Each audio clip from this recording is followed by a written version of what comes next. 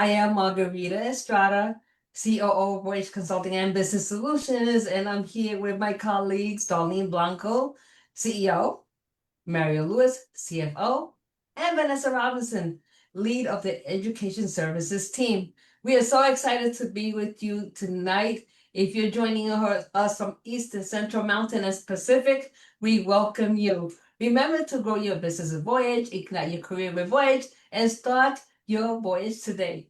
For value-added content, follow us on Facebook, subscribe to our YouTube channel and Start Your Voyage, and follow us on LinkedIn. So today we're going to be talking about strategic planning. Let's assume that, or not assume, so you're known for exemplary leadership. Every single time you work on a project, you deliver. But this is one project that has the snag. For some reason, you're hitting many roadblocks and upper management is concerned. What do you do? How do you conquer those roadblocks? And that's what we're going to discuss today.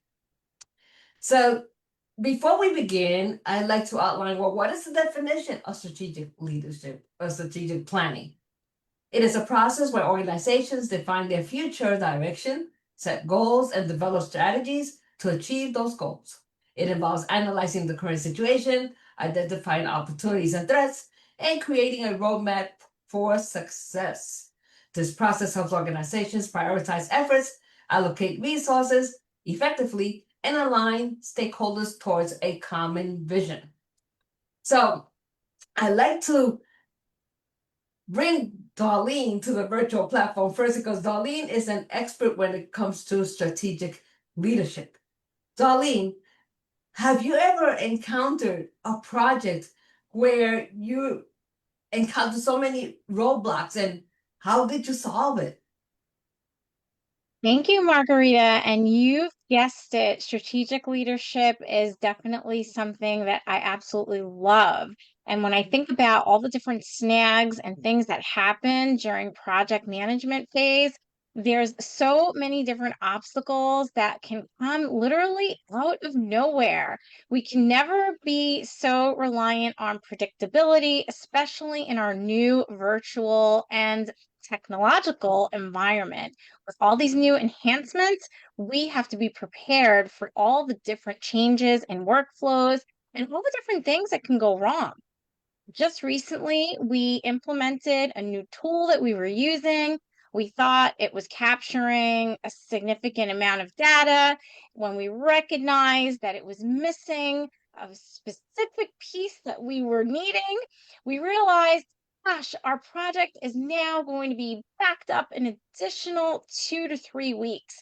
We have to re-scrub the data. We have to really make sure that things get, built the right way. And sometimes, you can't help these things when they come up. So you're right, Margarita, and in terms of thinking about how I look at leadership in that lens, I significantly prepare for the unexpected and ensure that I allocate more than enough time to have capacity to double down if we need to quickly accelerate and mitigate to fix a situation. Mhm. So Mario, how I'd like you to expand on that. Like, what steps do you take in order to ensure that when you encounter these snags, that you're able to break through them, right? Because it's through the breakthrough that we get to the other side. So how do you handle those snags? Great. This topic of strategic planning is such an important and critical part, as Darlene highlighted before. And I've seen Darlene, I've witnessed how Darlene executes on strategic planning. And the way I think about it is that an organization can only accomplish so much. There, you have a finite amount of resources, whether it be people, technology, or insight. And you just have to be very thoughtful and strategic on how to best allocate those resources over the projects that you want to accomplish. And the strategy is in making sure that you have the right people, the right tools, the right resources. And when you put those together, and allocate them appropriately and build processes that they work together, it is therefore that is the part of the strategy. And that is extremely difficult because it's a people-oriented solution. Because most times you have to then just analyze how the projects come, does anything need to be reallocated? And I think that was what Darlene was clearly real. She talked about the project where they realized that they needed to do something differently, and being able to recognize it quickly enough so that you can have an impact and it doesn't impact the overall organization is the critical part. So I think it's just important to have good communication with the people who are leading the individual projects, making sure that you have this not just formal touch bases, but also informal, so that you can make sure all of the projects are moving smoothly and that there's an opportunity that they can support each other. So it's a very integrated approach, and it is very challenging. I'm sure. You know, one of the hardest, I would say, one of the greatest difficulties to do is to bring people from all different backgrounds and experiences and have them see your vision, right? That's where the powers of persuasion come in, right? Where you make them see the vision. In other words, you know, all of these difficulties are happening, but keep your eye on the prize. And I'd like to go to Vanessa on this one. How do you handle a team? How do you keep your team motivated? How do I keep a team Right. motivated? How do you keep a team motivated? How do you keep them so that they stay with the eye on the prize? Now, do you mean on a specific project or just in general? Right. On a specific project or maybe in general, either way. Okay. Some ways that I have found through, I guess you would say, trial and error and time with getting people motivated is by having, well, there's preparation, right? If you're a public speaker and you have an event where you're lecturing, it could be especially out of town. One way that you can to motivate people is to be prepared, making sure ahead of time you are able to accommodate people who are, again, out of town speakers. Do you have the right equipment? Do we have the right type of screen to accommodate their materials? Do they have slides with them? Do they need notes? Do we have the proper lighting? Have we prepared ahead of time to make sure we have rooms available? Is it a large enough room to accommodate enough of the audience members? And small things, if you are not able to take care of something, making sure that you're communicating with other people ahead of time. For example, do we have audio equipment? Do we have backup in case something happens, something goes wrong? Small things like this, lighting, making sure things work ahead of time. Everything, does it have batteries? Do we have enough ink for the printer? Things like that could be taken care of sometimes even at the last minute. And also is to have a collaborative spirit. I think a lot of people, when we say resources, a lot of times people think that we're speaking about. We lost her, right? Did we? Oh, no. Yeah, Okay. unfortunately, we did lose her. Oh, Yeah, we lost her. I think we lost her. Okay, let's move on until she comes back in. So the bottom line is that in order to build a strategic plan, you have to first have your vision and goals, have an analysis, develop a strategy, implement and evaluate if something is going wrong. How do you pivot to go in another direction? And just to remember that it is an ongoing process. So I'm going to bring to you a particular case that Facebook had, and then we're going to go into, well, how do we solve something when it goes kaput, right? So Facebook had a case where they were being accused that all their trending stories were leaning to the left. So they said, okay, so we're not going. They were using human editors at the time. So they decided to go to algorithm, to go totally AI, and so they were not politically biased. But the problem that they did not count on was on fake news and stories that the AI algorithm curated, right? So those are unintended consequences, things that are not expected that actually happen. And this is an issue with AI. And the reason why I bring this up is because AI is going to make a huge impact going forward, and it is accelerating. So, Mario, with the impact of AI that's coming in, right now, and if something happens, let's say where your organization uses AI as part of the project and it goes kaput, how do you handle that situation? And that requires multiple things, especially because of how AI is being used today. I mean, first, if you're having, depending on the nature of the project, and similarly, the Facebook project was a big challenge because not only did they have to do a lot of work in the press and the media just to identify how they were handling the situation and how they were fixing it to make it better, was an important part of getting the project right. But also in those cases you have to restore public trust, because on a platform such as Facebook where people are sharing information and they're sharing um, and they use it as a litmus for making sure that there's truth is being disseminated. You have to, in order to make the platform not go down or not become viewed as like lacking value, you have to restore the public trust. So there's a multiple fronts where you have to reestablish through press, through media, and making sure the word gets out on how you are remediating the challenge.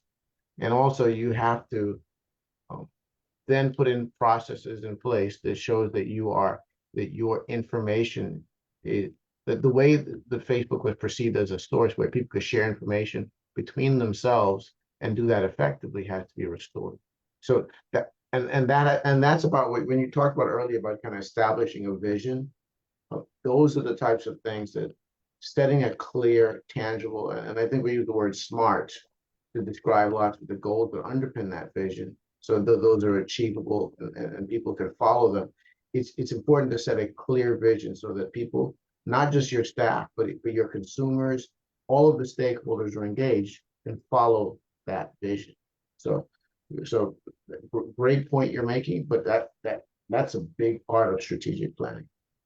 Yes, definitely. So Darlene, uh, I know that you're always looking at trends and seeing where trends are going and how that affects the workforce and planning.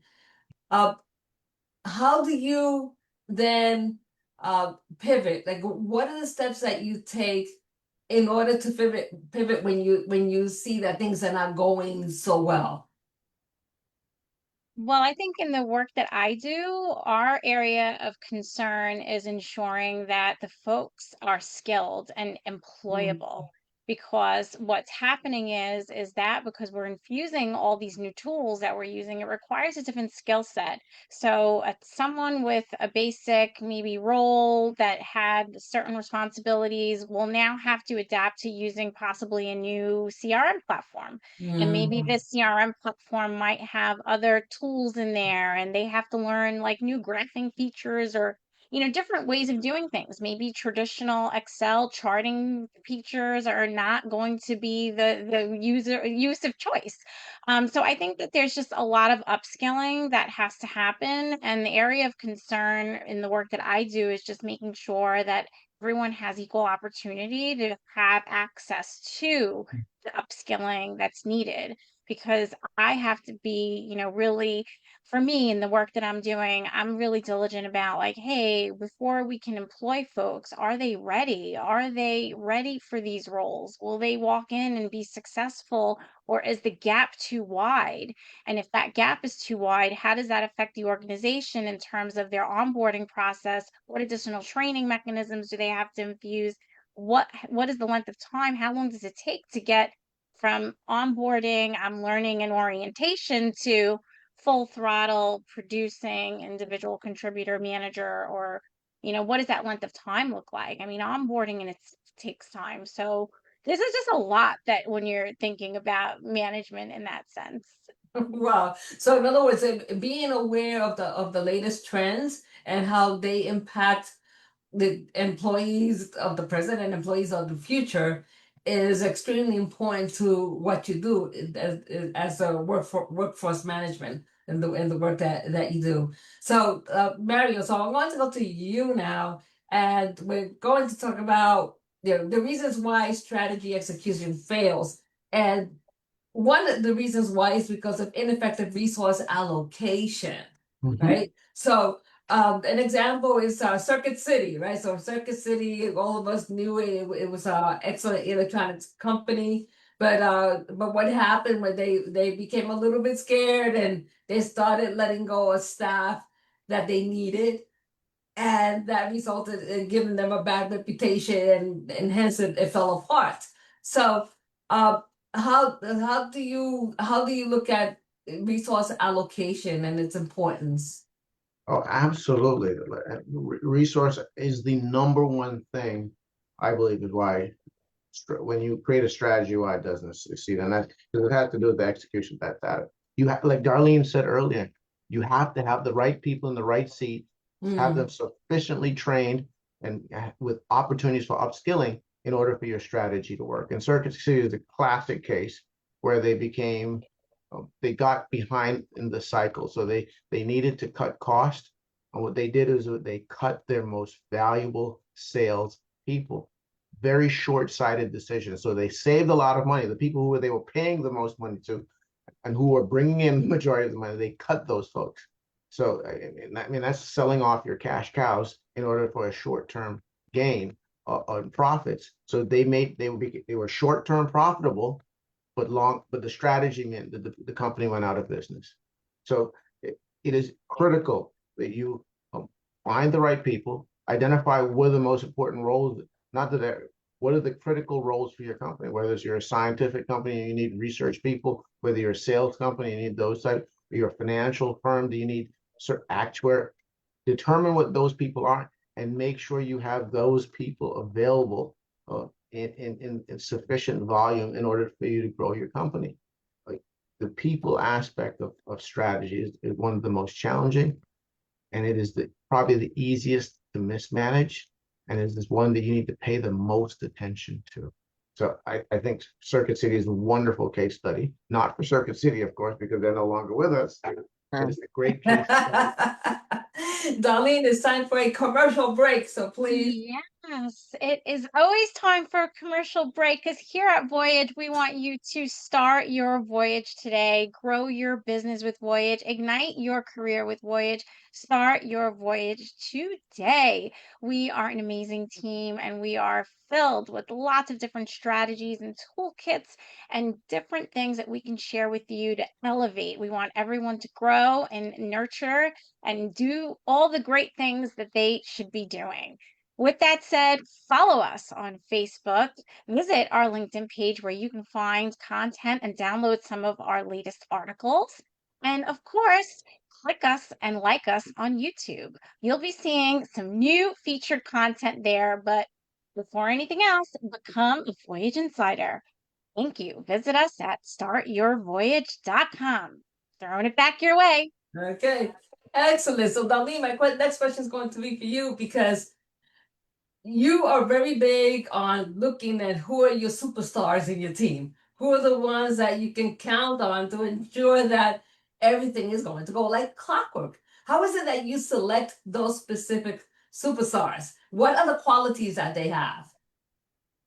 They have superstar qualities. I really, really love people. I think that everyone is amazing and brings so much quality into the team. I love diverse folks, different backgrounds, different skill sets, different kinds of ways that we can infuse all the different things that can really make something beautiful, honestly. So when I'm out looking and recruiting, I'm looking for energy. I'm looking for positive, lifting energy. I'm looking for folks that want to be helpful, that are interested in serving others. I'm looking for folks that are also looking to level up and get ahead and really learn how they can maybe learn, grow, and progress in their careers. these are the go-getters. These are the folks that I want to nurture. I'm also looking for folks that are looking to serve others in terms of mentorship, because that's a big piece of my brand. So, you know me, I'm a huge communicator. I'm also looking for good communicators. But if you're not a good communicator, I want to help you become a better communicator. Mentorship is important. This is what teamwork is all about. You need to build a powerful, diverse bench, lots of different faces, lots of different perspectives. That is what is the most meaningful to me when I'm out on the field recruiting. Also love like the energy that people bring. I love creativeness, and I love when folks think out of the box and they're innovative and they're thinking, "Hey, have we thought of this?" I also love folks that challenge me and want to ask, "Hey, but why would we do that? We should do this." I think it's really important to make sure that you have a team that has wonderful balance and has a little bit of every kind of energy. That brings the best results. Bring on the experts, bring them together, let them nurture and grow and support one each other, promote that mentorship model, and you've got an all-star team always. It's important to incentivize in your staff, right? In your team, because you never know. So I read a story about how many of you have heard of flaming hot Cheetos, right? We heard of flaming hot Cheetos. So Oh, wait, yes, right, sorry. flaming You hot said Cheetos. Cheetos. Yeah, flaming hot Cheetos. So a young man whose name was Richard Montañez, he was a janitor for Frito-Lay, and there was an accident in the assembly line, and the Cheetos are all over the place, and suddenly he gets this idea. He says, "I wonder what if we added some hot sauce in these Frito-Lays, right?" So he goes home. He's practicing with his wife, and the result is flaming hot Cheetos. So he Wow. he brings it to his boss, and his boss says, "Oh, this looks like an interesting idea. Why don't you bring a prototype?" So from plastics that he had in the house, he makes like kind of like a prototype of the design that he liked on the outside. His wife does the formula for the flaming hot Cheetos. They come to the meeting, and the rest is history. And now he's an executive for Frito-Lay, and he was a janitor. So you never know where you are. You can still be something great from where you are. It's just a matter of awareness. Awareness that Having where the you are, courage. right, where you are now does not define who you become later, right? So And that goes to, I think, a point that Darlene highlighted is that sometimes you have to go out and find your superstars. Sometimes your superstars come and find you. And exactly. and especially, I like it when they're people like that, the way you describe, Margaret. If someone has a great idea, has the courage to present it, that's a situation where a person they were not in the right role. And they aspired and probably dreamed about a bigger role, and they took the courage to step. So in that case, your superstar found you. Yeah, yeah, exactly. So Vanessa, welcome back again. I'm glad that you're back on here with us. Margarita, is it okay? Yeah, I got a phone call and I thought I was ending it or deleting it, and it knocked me off. Is it okay if I quickly elaborate on continue what I was saying before about motivation? Yeah, about a minute or so. It's fine because Sure. we're getting close to the end. Go right ahead. Okay. I was going to say that a lot of people think of resources as just equipment or objects, but we've seen here a few times that Mario's pointed out that a lot of times resources are people, right? And what you were saying about motivating is, I said that one way I motivate a team is by having a collaborative spirit, because particularly on very specific projects that you're doing, there's usually a deadline. And people, I find that with business management, one thing that keeps just getting lost that people are not picking up on is they keep thinking, let's just keep directing, bossing around. And they don't seem to, they see, I guess, maybe collaborative sessions as maybe a weakness. But when you include everyone, you're not just getting, you're getting their experience. They're sharing valuable work experience and ideas. And it's experience in terms of their degrees, their licenses, but it's also experience in terms of time. Sometimes we only concentrate on the young, but there's something to be said also for people that are older. You know, you have experience. So it's a combination, I think, of all of those things.